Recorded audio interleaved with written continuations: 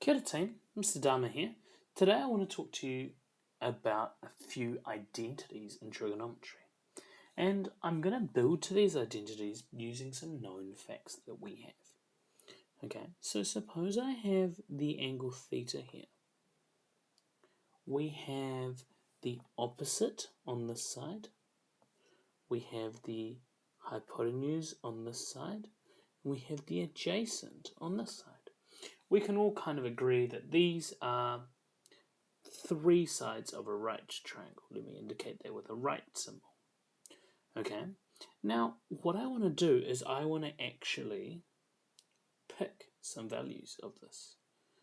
Suppose I had a right triangle, but I want to call this X and I want to call this Y. Let's call this R.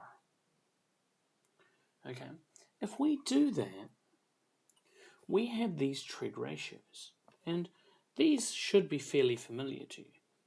Sine theta is equal to y over r, because that's opposite over a hypotenuse, and cosine theta is equal to x over r. What can I do with Pythagoras that can relate x, y, and r? Well, you might note that r squared is equal to x squared plus y squared, which is kind of really nice looking. Now, suppose I said r was 1, right? Would that change my maths super lots? No, it really shouldn't, right? I can standardize. Okay, so if r was equal to 1, then what would I have here? I would have sine theta is equal to y over 1, and cos theta is equal to x over 1, which is just that. And if I substituted these two pieces and that 1 is equal to r into this equation, let's see what comes out. So here we go. 1 squared equals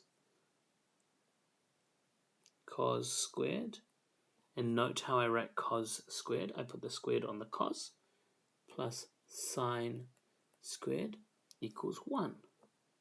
Hey, this is really pretty looking. Sine squared plus cos squared equals 1.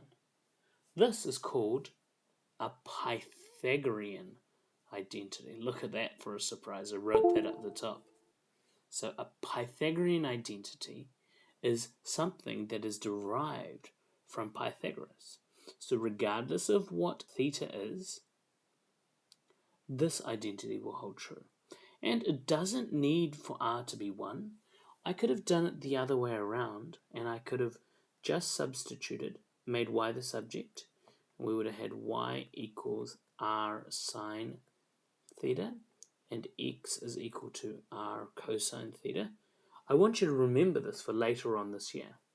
Okay, and if we found out what x squared plus y squared was equal to, we know that's r squared, so let's make sure that's true. Cosine squared plus r sine squared equals r squared. Let's expand. We get r squared cosine squared theta plus r squared sine squared theta equals r squared.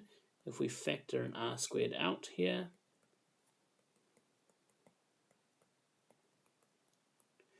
the r squareds cancel, and I'm left with cos squared plus sine squared equals 1.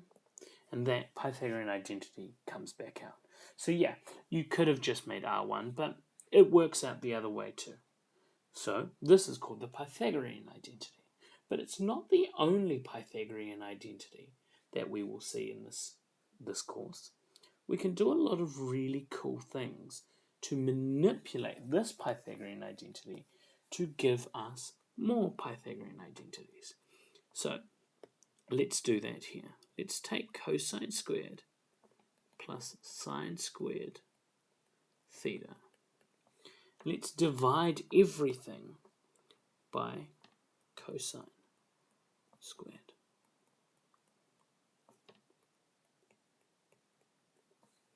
Okay, cosine squared divided by cosine squared is 1. Sine squared divided by cosine squared is, like the other identity we learned today, tan squared. And 1 over cosine is sec, and 1 over cosine squared is sec squared. And this is another Pythagorean identity. Okay, that's 2. And if I do the same thing,